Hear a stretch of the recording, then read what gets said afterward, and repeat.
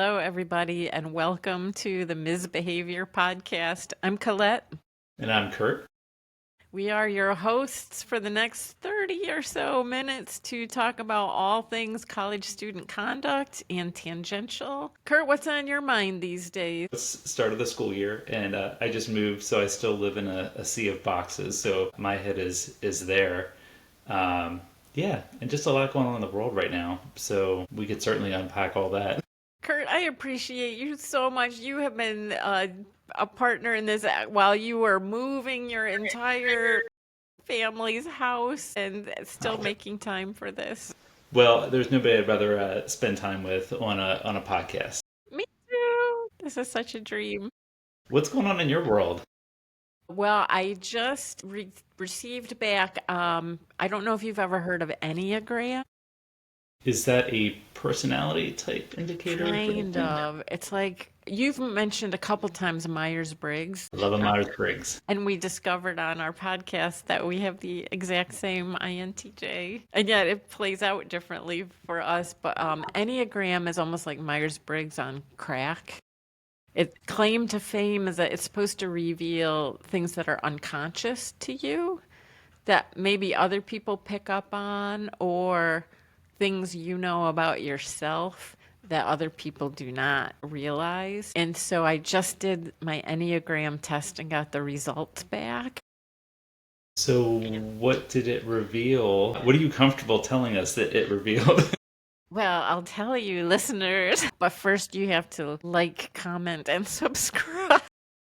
Eventually, we'll just remember to say all those things at the very beginning. I like to think we're bad at groveling because we're just doing this from our hearts. But I will tell you for free, I am an Enneagram 5. And from what I have learned so far in reading my report, it feels really, really accurate and scary to me. So what is one thing that you were like, it just blew your mind when you read it? Well, first, I love it's called the Wise Expert. Oh, I'm like, that works. But a little flattery out of the gate. One of my downsides is I am stingy, which I've always known I was frugal. Like whenever I get compliments on my fashion, I'm always like $5 on eBay. Same. But I'm stingy with my friends. So like you're my friend, and so I wouldn't introduce you to my other friends because you're my friend. I don't know that I found that to be true of you, though, because I feel like you were very welcoming with your friends when I met you. I don't know, but I compartmentalize my friends. So I might put you in a, like, okay, it's okay in this group, but I think it felt true to me. How do you spell Enneagram? Because as soon as we're done here, I feel like I want to go do this. And I've spelled it wrong many, many times. I think it's ENN. And I do wonder if we're the same Myers-Briggs, would our Enneagrams be similar? That would be interesting. Yeah. Oh, I hope that you do it. And listeners, if you know what the heck I'm talking about, I'd love to hear, like, is there a certain type that is drawn to student conduct work or certain types of student-facing work? Yeah. I've always called myself high focus, and this is pointing out to me that it might be more like withdrawing. So I'm curious from a marketing standpoint, you are the wise expert. Are all of the different types, do they all have equally flattering names, or is there like, the rude asshole or the jerk, the charming ass? I don't know because I'm so focused on myself. I'm just reading my own report. And one of the downsides of the Enneagram is they refer to everything by number. And I've read 2 Enneagram books, and people are like, I'm a 1 with a sub Enneagram of 8. And like, I don't know what either of those is. So even if you knew, I'd be like, you're going to have to tell me what that means. Is it means. sort of like also the menu at the Chinese restaurant where it says works well with a 4, but avoid a 9, Like... It does. Okay. Yeah. This could help explain work relationships, which is why I love all personality It typing. will. And even I'm sure it will caution you 10,000 times, like, don't try to diagnose somebody else. Um, Come on. I've seen it go both ways. I think we did True Colors, I think, back in the day. I love the true colors. Yeah. Yep. And it is fun because people I think will poke and say, "Oh, you're such a blue," or "You're such an orange." But I think it also helps explain why people sometimes do the things they do, and it makes it less personal. Like they're not doing it to you. That's just part of who they are as a person. True colors, for me, always used to give us a language for when we had conflict. Like, "Ooh, you're getting super cold on me right now." I had two students, staff members at the University of Dayton. I did that, and they hated each other. And then we did true colors, and they ended up dating that year. Were they both golds? Boy, I can't remember, man. That was a million years ago, but yeah, I think True Colors is based on the archetypes from Myers-Briggs. It's just a simple Myers-Briggs. I do wonder, are there certain personality types that are drawn into conduct situations? Not necessarily the practitioners, but are we more likely to see certain Myers-Briggs types sitting across from us? I would say, as the wise expert, I would think that some types, for certain types of behaviors, like the orange, give me an adjective, like Those are the more spontaneous, adventurous people, adventurous, yeah, risk taking, yeah. more likely to be kicking a soccer ball against the wall at 3 o'clock in the morning. Yep. And then, oh, this is such a great conversation. We were going to talk about weed today, but I think we still should, but I think this go might ahead. transition to weed because I'm thinking the blue type. For those of you listening who don't know what we're talking about, the True Colors breaks you into four different personality types. So orange, like we just said, is the spontaneous adventure seeker. Blue is the harmonizer. I would think that they get into trouble because they just want to not stir the pot, like, or not be the bad guy. Hmm. They might be the one saying, well, maybe the gold was the rule follower, right? Yeah. So they're the ones calling the person on duty and saying, so and so's outside and they made us swear again. I would wonder with conduct folks, like, because gold is my arch enemy, but also gold, I surround myself with gold because I need it and I really value it. But yeah, those rule following without questioning the rule. I think I was a green gold, and I can't remember what the characteristics of a green were necessarily. Green are, I used to call it the architect of ideas. They're creative, introspective, analytical. I'm a green and an orange, so I like to think about things, but then I like to act on them. So green is our common language. I like to know Yeah. the rules behind it then. Okay. And that makes sense to me because as a gold, if you've got gold, you always created structures. Oh my gosh, Kurt, I was working on something this week for our podcast. And thank you, listeners. You all have sent in such thoughtful information for us to use. I was trying to turn it into an Excel sheet. Jeez. I know. Do you remember saying once that if you could marry Excel, you would? I still say that sometimes. And everybody knows this about me that in my friend group, so they will send me Excel memes just randomly. I didn't know there was such a thing as Excel memes. Oh, yeah. One of my Facebook profiles has it's an Excel sheet background, so that I color coded. We should have that be your Zoom background. I just live inside an Excel sheet at this point. Well, now as people are falling in love with ChatGPT, and I think we're going to see the onset of people marrying robots, it might be socially acceptable for you to marry Excel. I can finally put a ring on it and nobody will question it. No, I will come to that wedding. I knew all along. It was love from first sight. So we've had some pretty serious talks. The first couple podcasts, and we wanted to make things a little more lighthearted, and we were thinking maybe some some cannabis might help us achieve that. Yeah, sure. Yes. So one of our listeners, Jeff from the Midwest, he is from a state that has not legalized cannabis for recreational use. And when we asked folks what their biggest concern about the school year was going to be, Jeff said that edibles, not just cannabis, but the niche of edibles was on his concern list because of the physical reaction it has for students that smoking didn't seem to produce. Rightfully so. Dangerous waters. Yeah. Is recreational marijuana legal in your state? Well, it's interesting. I work in one state and I live in another state. Pennsylvania had still not been legalized for recreational use, although it had been decriminalized, which helped us adjust some of our code of conduct. But even medical cannabis was hard. We have so many students from out of state that come to Pennsylvania and they wouldn't recognize their cards.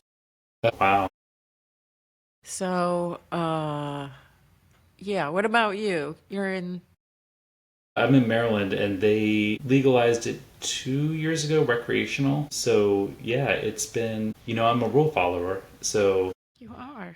I did. I never partook, but I will say when they made it legal, I thought it's okay now. It's so funny because I'm the rule breaker. I think that these archetypes are emerging on our podcast, and but I'm the rule follower. So now that it's a rule or that it's allowed, it kind of opened the window for me. And it's funny because I remember people, I would talk to other people who were doing conduct and they would, or, RAs, and we would talk about, I'd take, 20 people who were smoking marijuana over one person that was highly intoxicated.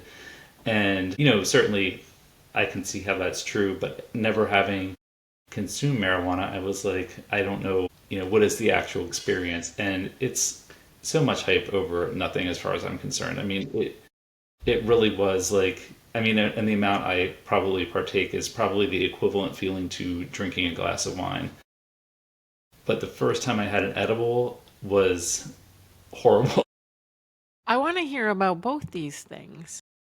So I was out of state for a conference in a place where recreational use was legal, and I thought, I'm gonna buy a gummy, and because I'm a rebel. Could a gummy, Exactly. gummy And it was the last night of the conference. I was flying back the next day. I'm like, I'm free and clear. This is the best time to do it. So I have my dinner, go out, I get this gummy, I go back to my room, I consume it. It's probably like 8 o'clock at night, and sitting there waiting for something to happen. Anything. I'm watching Friends. Nothing's happening. An hour goes by, and I thought, okay, I have to get up early. I'm just going to go to bed. I woke up at 2 o'clock in the morning to use the bathroom, and I almost had to crawl to the bathroom. Wow. It all hit me at once, and I was bombed out of my mind. And that's the thing that concerns me the most about them, is that you don't know when it's going to hit you based on what you had for dinner, how fast you are digesting it. And I was a total newbie. I'm like, I don't know what this many milligrams is going to do to me. So I always think about, like, if you have students who are coming from out of state to a state where recreational is legal and they're trying it for the first time, they might be trying it for the first time on your campus, the first month of school. Right. And they think, like, what is the mildest thing I can take? Oh, Yeah. this cookie. And those are, when we send students to the hospital after cannabis ingestion, it's almost always an edible. Yep, that cookie sent them flying. I wonder though, like, so if this podcast leads to any better practice for us, how do we talk to students without condoning it? Yeah. But also, I don't have any moral issues with people Yeah, I don't using either. anything. I think, part of it is probably being older now and feeling a little less confined by rules, but also, if it is legal where you are, Does that mean it's legal when you're 18 or 21? I don't know. I thought it was 21. So maybe it is, yeah. This to me is a really good, it's probably better from peers because, of course, we're in the administration. We're going to say, don't do it. It's bad for you. The whole Nancy Reagan era, don't do drugs thing. But those lived experiences of people that had a bad experience, for me, I would just want somebody to know what they're getting into before they try it. Me too. I don't care one way or another if somebody does it, but I also don't want somebody to be in a situation where it's 3 o'clock in the morning and they feel like their heart is racing out of their body and they need to go to the hospital, because that's a whole other can of worms at that point. It makes me think of a couple things. Since you and I did practice together, colleges have come a long way with amnesty policies.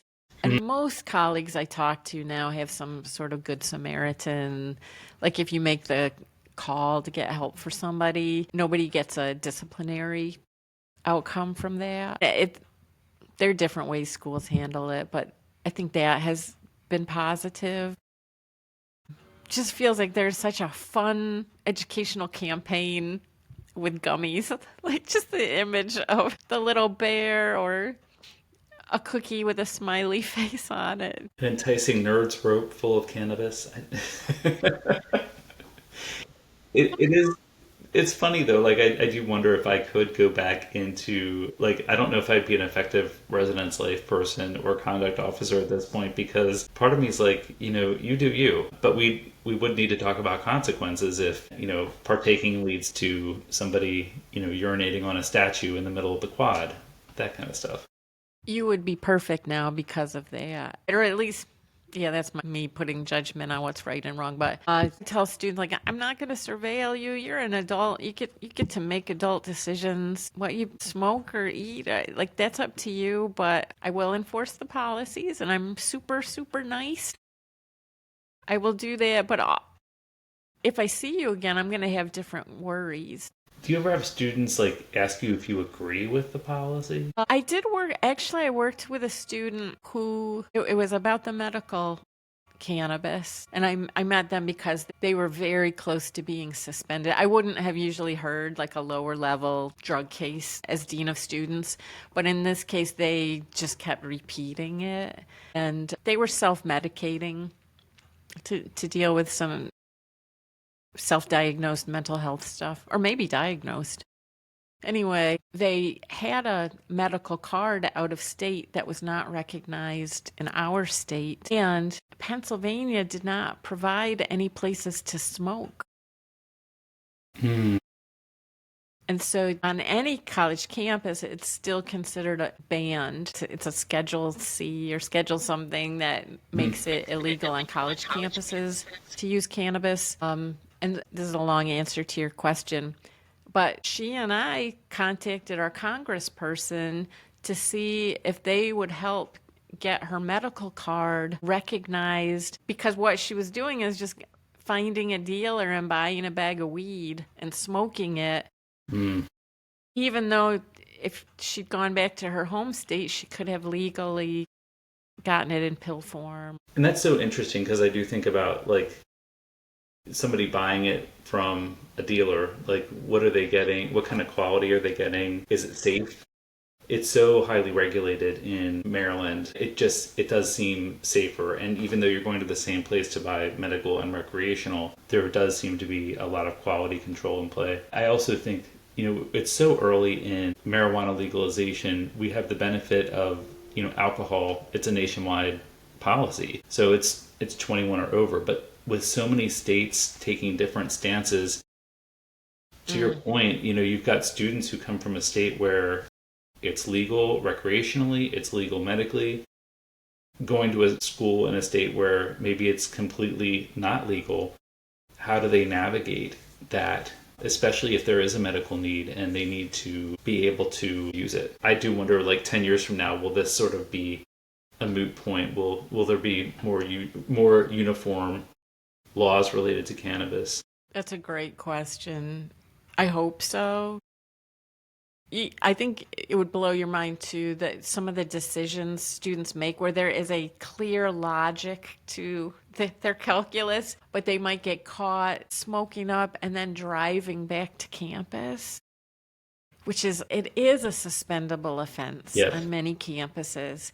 But they're like, but you don't know, Dean Shaw, I made sure I smoked off campus, and it warms my heart and breaks my heart. Right, but you put yourself and other people in so much more Yep. danger because they thought they were following a rule. Mm-hmm. That's where that rule following stuff. Yep. What's the intent Guilty. of the rule? Yep.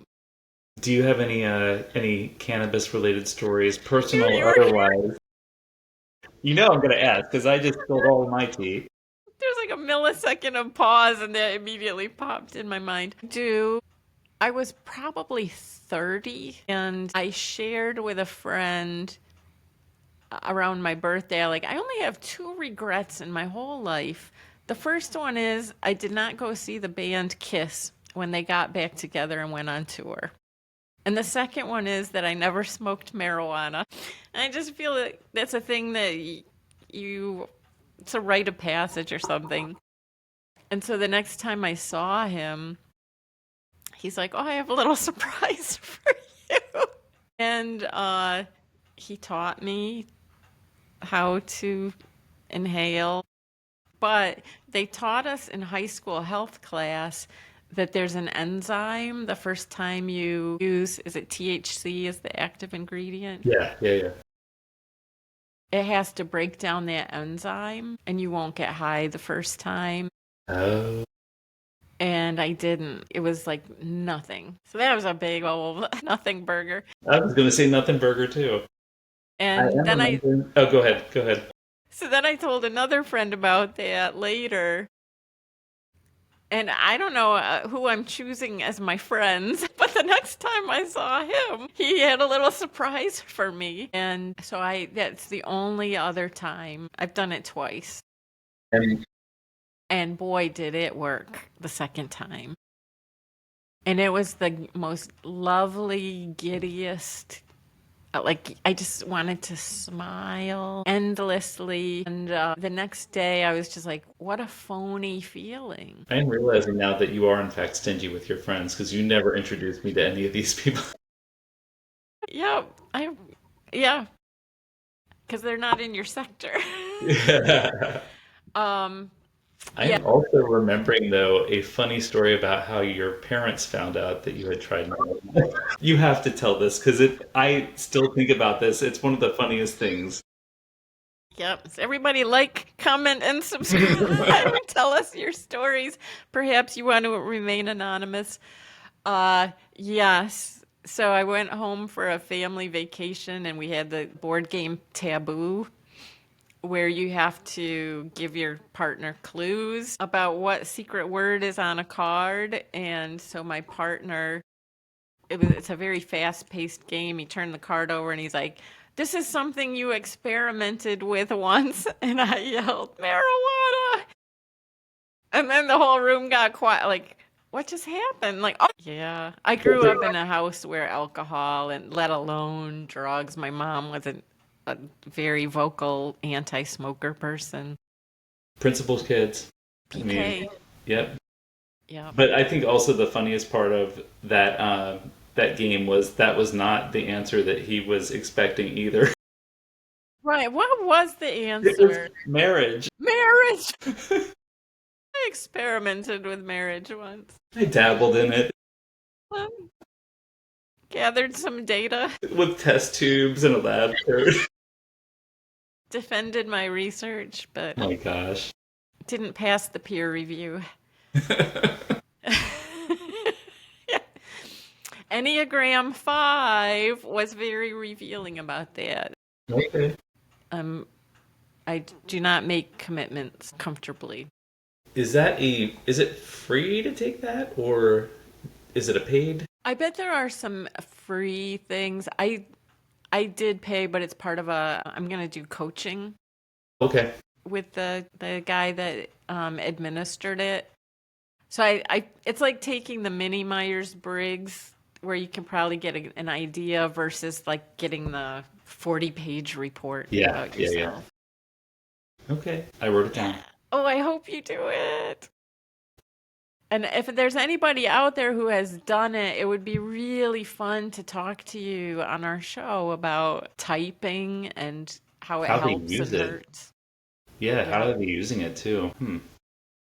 Yeah. We talked a lot Can about I marijuana. Did we talk about enough conduct stuff today? let's keep talking about marijuana a little bit because I want there to be a takeaway. How do we talk to students? I almost never tell students that I have used Yeah, or about, whether I drank in college or yeah. not, unless they really ask. And it's a need to know for us to have trust, to have the conversation.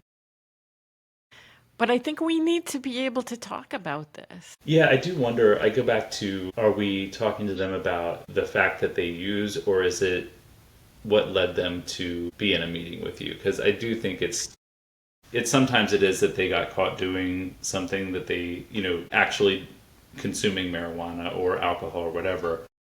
But I think a good bit of the time it is something that they did as a result of, like, that they maybe didn't exercise good judgment. They, Right. yeah. And a lot of times for me it was a safety issue that they had put themselves in a situation where they weren't safe. Eventually they're going to be legal to use those things.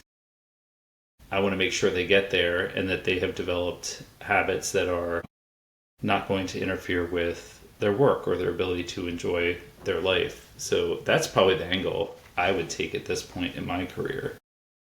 I have a colleague, Kayla, who has written into us, who is also a community college administrator like you are. And Kayla is thinking about, before students meet with her, she asked me about giving them a little questionnaire to get to know them a little bit as people.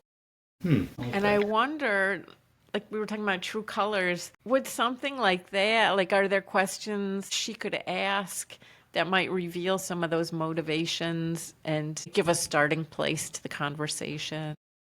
It's a it's kind of a brilliant idea because if you think about how you would have a discussion with, going back to true colors, somebody who is very structured, a gold, versus somebody who is a risk taker, an orange, those aren't the same messages. You can't go in with a cookie cutter conversation about marijuana use or alcohol use. It's got to be, you've got to have a relationship with them enough to know what kind of what's motivating the behavior, what's the mindset. There are students who have that kind of gold and maybe even like the blue, the harmonizer. Um, I'm so ashamed of myself. I can promise you, I am never going to do this again. And I've let you down. I've let my parents down. I've let the school down. I've let my friend, like, whoa, whoa, whoa, whoa. The shame, the Yeah. amount of shame. I'm like, you are just fine. You smoked a little weed. You had a can of beer. They're going to do worse punishment on themselves thinking about it than anything that punishment. They're going to have a Yeah, I'm worried about the level of anxiety. I'm like, are you getting some help? yeah. Because maybe you need, this is, I don't mean this, but you need something to help you de escalate that amount of shame. I think the concept of shame could be a whole episode topic. It's something that I think about a lot. It's a blunt instrument, I think, for the world of conduct. It accomplishes what you need in the end, but there's a lot of collateral damage, and I think some people are very prone to a strong feeling of shame. And I, as an adult who's older, I think often about what that role has played in my life, and if we can help students shake that off earlier, I just, from a mental health perspective, it's not a great place to be. I think that's a groove in your brain Mm-hmm. that just gets reinforced and reinforced 100%. to being like this self hatred default. Yep. Yeah. Yeah. I think student conduct has got to be a shame free zone. Mm-hmm. Yeah. That eliminates the ability to get philosophical about things. It's a huge distraction too. I think I'm prone to this. I can get so hung up on shame that I can miss the entire point of an educational moment. Like I can just get so locked up with it. So Mm. helping people move through those feelings.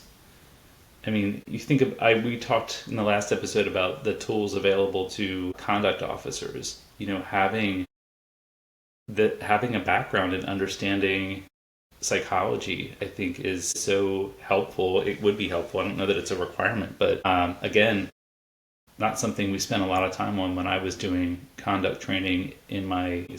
But man, would that have changed a lot of the conversations I had with students. So shame, what do you think? Because there's shame, and then there's the I'm a good person mentality. Like, this is not possible that I'm sitting here with you because I'm a good person. Is that the same, or are those on polar opposites? No, it's a great question. I think that's almost a developmental thing in my mind. Ability to, I guess, what is that, dualism? Like, I'm either this or this, and I know I'm not this, so I must be this. They're a gray area. Both things can be true, you know? Yeah. I always wonder, I love taking developmental theories and applying them to institutions. Like, if my school was a person, where would they be developmentally? Because a lot of our practices are based on a dualistic, you did this, this is what you get. Yep. And like, we want students to be intellectual. Can't we be intellectual too? Yeah, it does require that you approach every situation fresh. And I think sometimes, depending on your campus and the resources that you have available to you, it may not be realistic. I think about, when we think about academic advising, I know that's not conduct, but the caseloads for that are astronomical. And certainly you want to be able to spend good quality time understanding what people need out of a college education. I think about when I was a conduct officer at the school that we worked at. You know, I had a case one time that had over 25 people. It was one incident, and I had to meet with all of them and do the interviews, and I was one person. And it was a big campus. So, well, it was reasonably big in my mind.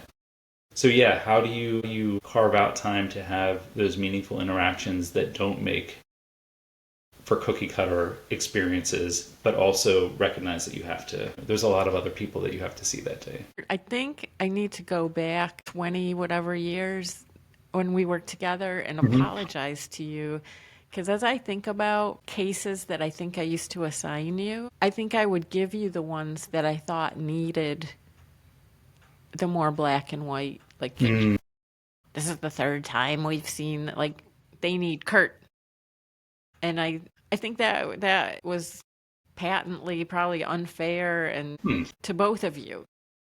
That's interesting, because I didn't feel that way at the time, and I don't feel that way now about it.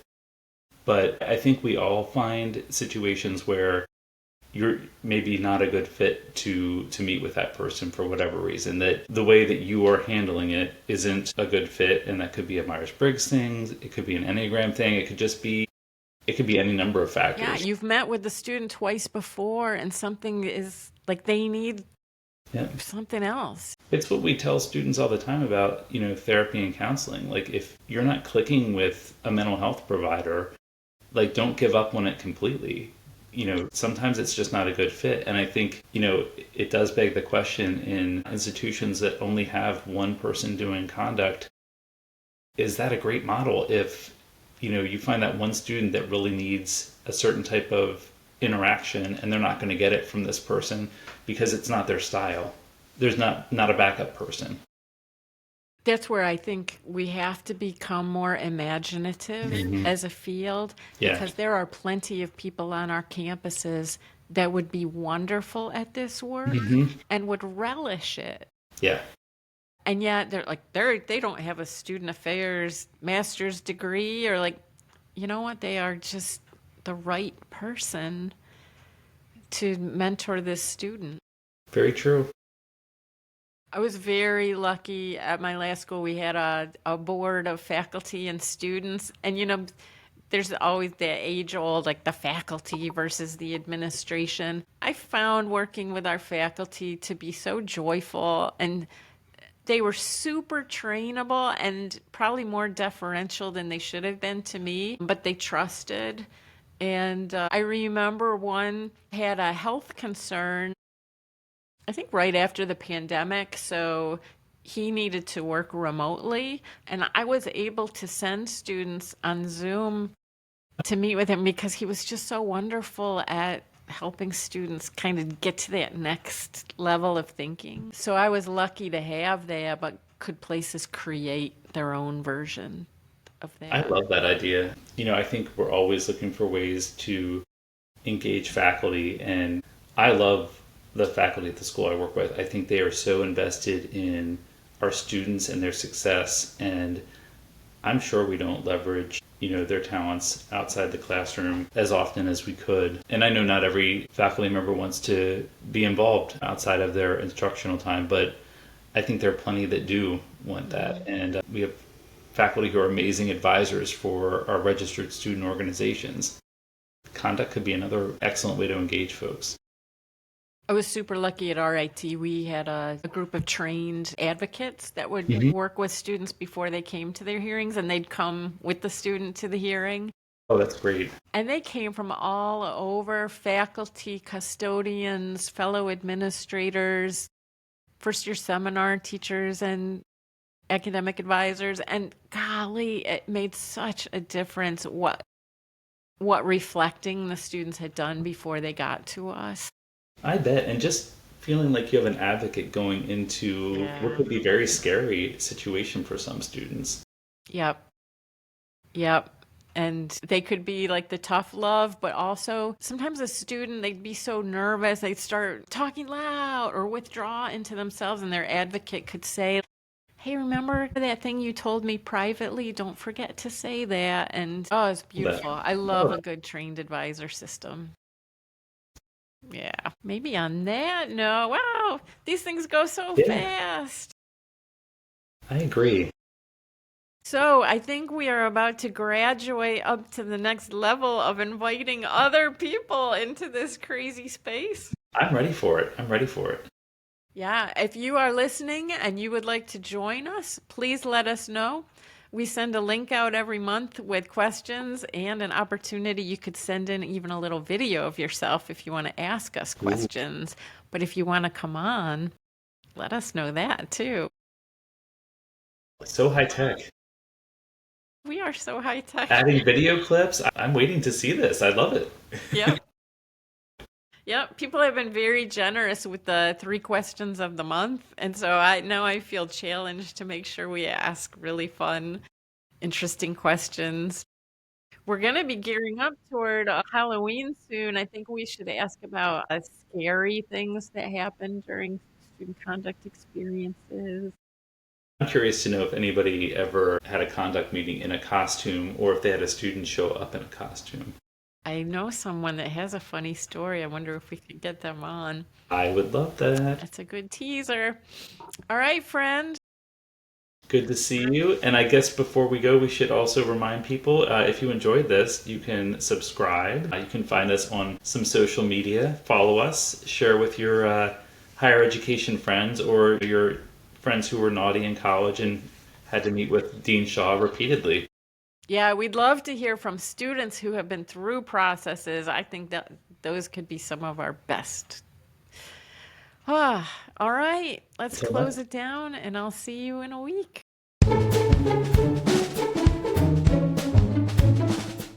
Misbehavior is written and produced by Colette Shaw and Kurt Doan. Theme music was written and performed by Kevin MacLeod from incompetech.com. You can contact Ms. Behavior at msbehaviorcollege@gmail.com. That's msbehaviorcollege@gmail.com.